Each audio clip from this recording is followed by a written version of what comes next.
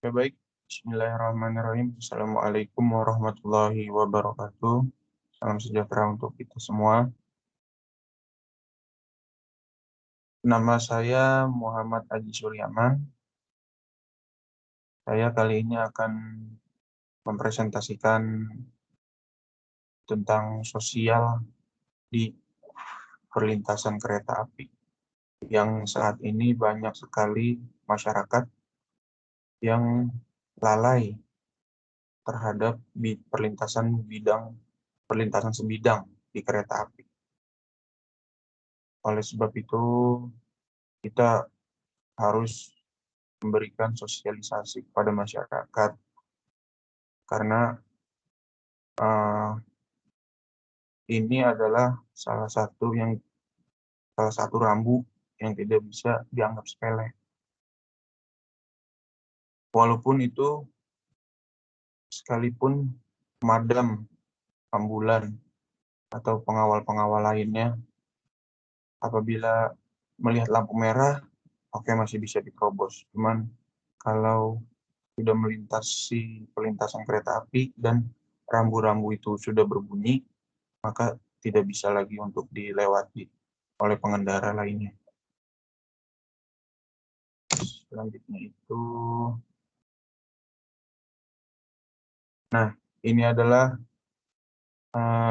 sosialisasi dari PT Kereta Api dan gabungan dengan komunitas pecinta kereta api tersebut, yaitu tingkatkan kesadaran keselamatan masyarakat di perlintasan sebidang. Sosialisasi ini bertujuan untuk meningkatkan kesadaran masyarakat dalam mentaati aturan lalu lintas, terutama itu di perlintasan sebidang ini, ya kan?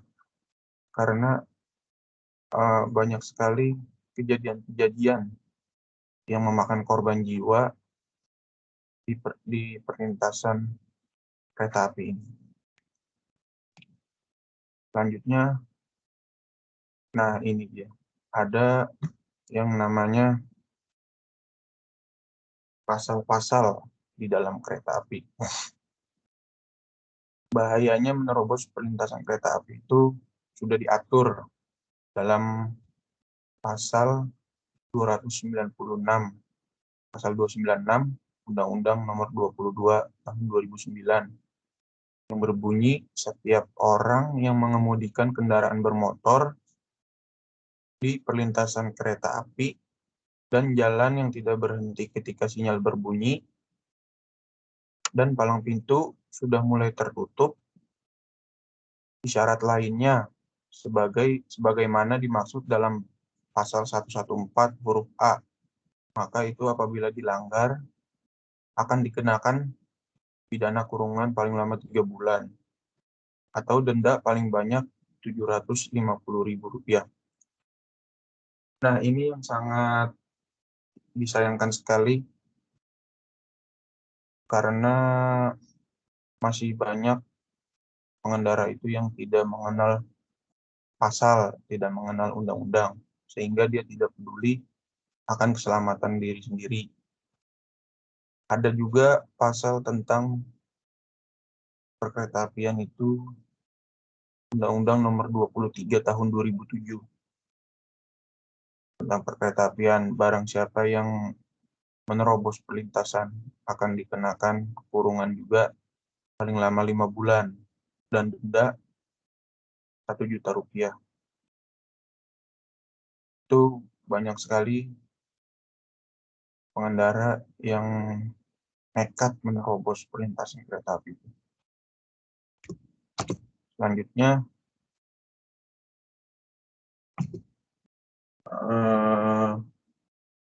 ada yang namanya itu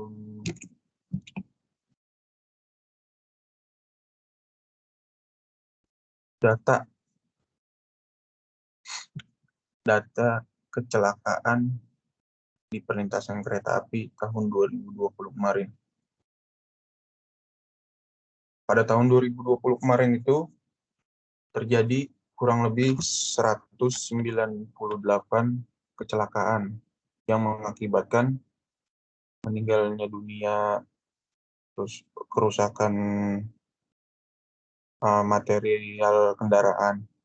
Nah, ini yang patut kita perhatikan karena apabila kita menerobos perlintasan kereta api dan menyebabkan terjadinya kecelakaan, itu tidak hanya korbannya saja yang rugi, tetapi dari pihak perkeretaapian, dari pihak penumpang itu akan mengakibatkan kerugian. Kalau dari pihak perkeretaapian itu mengalami kerusakan pada bodi kereta dan jadwal jadwal yang semakin berantakan. Apabila terjadi satu satu kejadian atau menabrak kan, atau menabrak kendaraan, maka kereta yang di belakangnya atau jadwal yang selanjutnya itu akan berantakan. Dan ini akan merugikan penumpang yang ada di dalam kereta tersebut. Jadi ada yang mau berangkat kerja jadi terlambat, ada yang mau buru-buru jadi ribet. Belum lama ini terjadi di daerah Jakarta Barat, tepatnya di Palmerah, yaitu sebuah motor yang dikendarai oleh bapak-bapak nekat menerobos perlintasan. Walaupun tidak ada pintunya, tetapi perlintasan itu sudah dijaga oleh orang warga situ, relawan, sudah dijaga. Tapi pengendara tersebut menghiraukan aba-aba dari penjaga tersebut bahwa kereta akan melintas. Lalu pengendara tersebut masuk ke jalur perlintasan, akhirnya kereta dari arah Palmerah menuju Tanah Abang menabrak pengendara tersebut. Akhirnya eh, kerugian tidak dapat dihindarkan. Maksudnya eh, kerugian itu sangat besar, dari kerugian waktu, kerugian material, dan masih banyak lagi kerugian-kerugian yang disebabkan oleh terjadinya kecelakaan tersebut. Karena pada saat itu sebuah motor yang dikendarai itu setelah ketabrak kereta masuk ke dalam kolongnya dan kereta pun mengalami anjlok keluar dari jalur rel sehingga memakan waktu sekitar 3 jam untuk mengevakuasi. Nah, 3 jam itu sangat bermanfaat untuk penumpang yang berada di dalam kereta tersebut. Ada yang mau berangkat kerja, ya kan? Ada yang mau ketemu keluarga mungkin, ada yang mau pulang kampung. Nah, itu akan menjadi terlambat semua dan mengakibatkan jadwal-jadwal yang di belakangnya itu, di belakang kereta jadi berantakan. Itu salah satu kejadian yang baru-baru ini terjadi. Jadi dari pihak kereta api juga mengalami kerusakan, terus keretanya anjlok dari rel, ya, dan banyak banyak lagi kejadian-kejadian seperti itu. Nah, oleh sebab itu, tolonglah kepada seluruh masyarakat apabila sudah mendengar rambu lalu lintas, terutama melihat atau mendengar, terutama di perlintasan kereta api, itu wajib untuk mendahulukan lewatnya kereta api. Karena kalau kita mengalami kecelakaan ya, jangan sampai dah ya. Kalau kita misalnya ya mengalami, maka ya itu yang tadi saya bilang, rugi, sangat rugi ya. Kita mau ketemu keluarga atau kita pulang kerja buru-buru, terus kita menerobos yang orang keluarga sudah menunggu di rumah, akhirnya kita menerobos dan terjadilah tabrakan. Untuk selanjutnya itu Nah, berikut ini ada komunitas dari pecinta kereta api di Indonesia. Ada komunitas yang ikut bersosialisasi di perlintasan kereta api. Yang pertama itu ada komunitas Edan Spur, ada komunitas Jejak Rail Fans, ada komunitas RD1, ada komunitas Sporlimo. Nah, itu semua komunitas yang sangat diperlukan di pihak PT Kereta Api Indonesia ini. Karena kalau bukan mereka, siapa lagi yang akan melakukan sosialisasi ini. Jadi, hitung-hitung membantu perusahaan PT Kereta Api di Indonesia.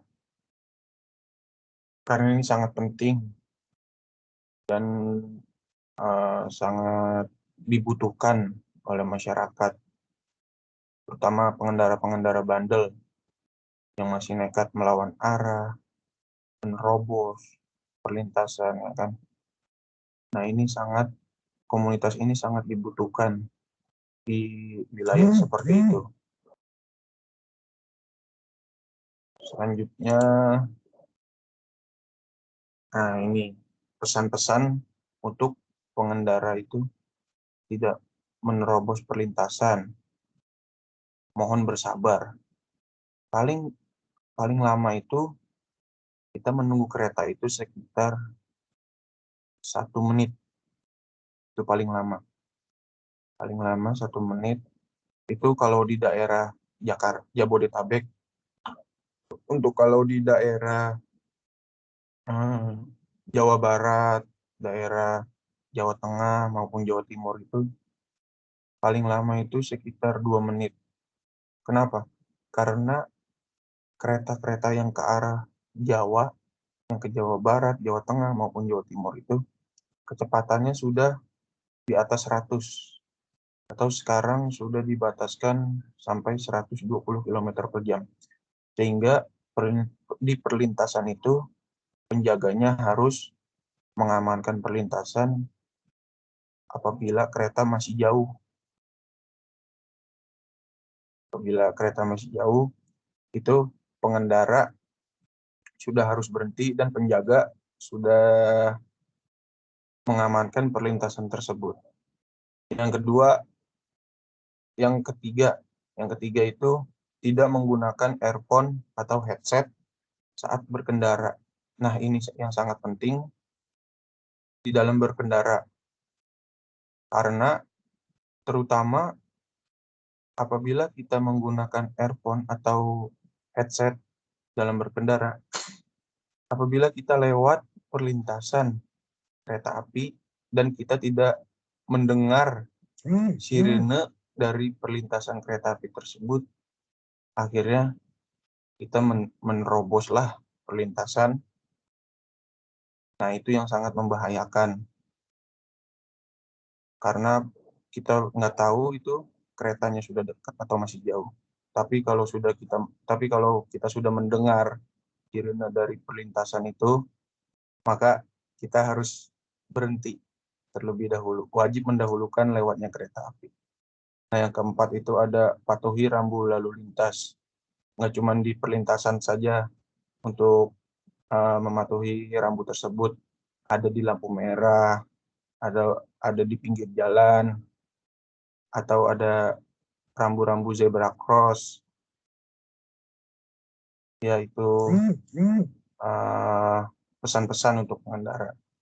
Apabila terutama sih di dalam perlintasan kereta api, karena saat ini kita bisa tahu banyak sekali kejadian-kejadian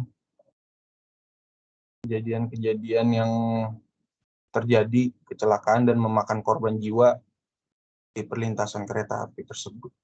Oleh sebab itu, mohon bersabarlah dan tidak menggunakan alat pendengar atau mendengarkan musik saat berkendara. Mohon untuk pengendara semuanya, yang lain-lainnya, apabila mendengar suara di perlintasan, kita wajib mendahulukan lewatnya kereta api. Terima kasih. Mungkin ini yang sosialisasi yang dapat saya sampaikan dari saya. Pesan dari saya yaitu utamakan keselamatan dalam berlalu lintas. Oke, baik. Kurang lebihnya mohon maaf. Wabillahi taufiq wal hidayah. Assalamualaikum warahmatullahi wabarakatuh.